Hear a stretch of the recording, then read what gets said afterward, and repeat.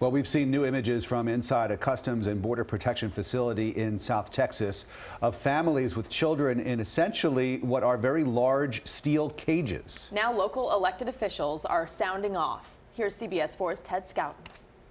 Kids outside playing, running around, and hanging out. This is the old Job Corps location near Homestead. The Department of Health and Human Services confirms to CBS News that the Homestead site is housing unaccompanied children who showed up at the border alone with no documentation.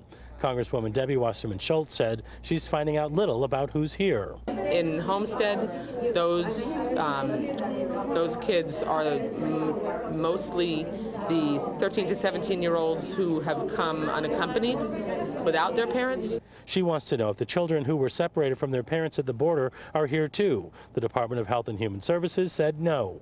Wasserman-Schultz began hearing about possible South Florida arrivals at a roundtable meeting with immigration advocates. How do you not know a person of your position? That's a damn good question. How do I not know? Why am I having to learn about this from immigration advocates? She's meeting with those advocates, preparing for a visit to the border. She's going to see firsthand the effects of current immigration policy that separates children from their parents who cross into the U.S. without documentation. I've never seen a policy more vile, more revolting. She's not alone with her fury over what's happening. Miami Republican Congressman Mario Diaz-Balart tweeted, "It's totally unacceptable for any reason to purposely separate minor children from their parents." He calls it unconscionable.